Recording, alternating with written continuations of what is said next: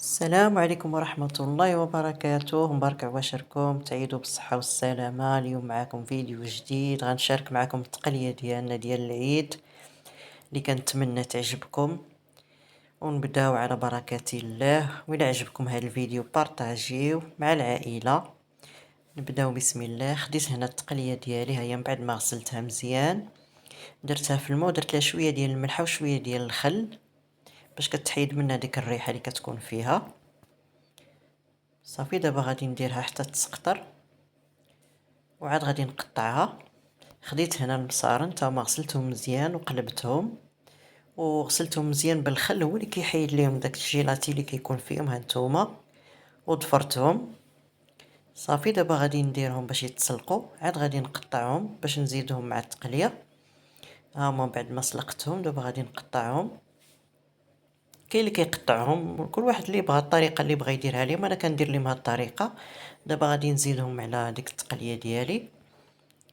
ها هما كيجيو على هاد الشكل، كيجيو زوينين بهاد الشكل ديال الضفيره. صافي دابا غندوزو باش نوجدو التقليه ديالنا. غادي نبداو بسم الله. انا خديت هنا عندي قزبور ومعدنوس، وعندي هنا واحد البصله كبيره مشلضه وطريف ديال الحامض، عندي الخرقوم، التحميره، الابزار، القزبور، عندي هنا 5 ديال الضروس ديال الثومه، وعندي ديك العطريه اللي صوبت ديال الخضره. صافي والملحه والزيت. دابا غندير البصله هي وداك الحامض.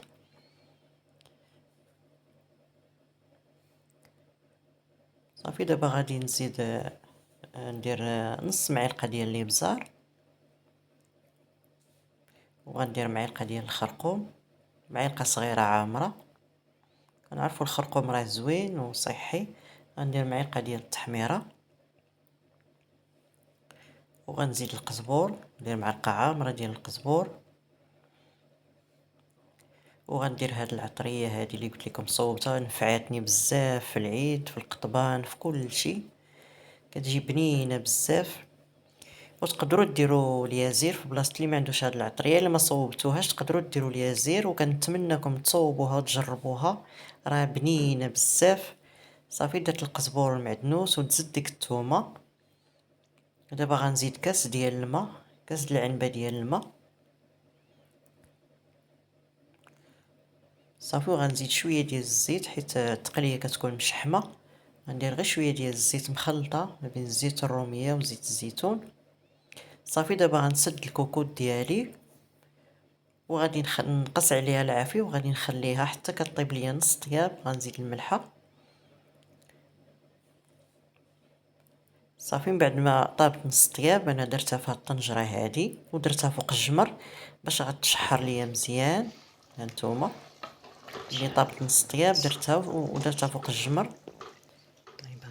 صافي غنخليها انا حتى كتشحر مزيان وكتقلى. وهذه هي التقليه ديالنا، كنتمنى تعجبكم، راه دغيا كتوجد وساهله. وإلا عجبكم هذا الفيديو بارطاجيوه، والسلام عليكم.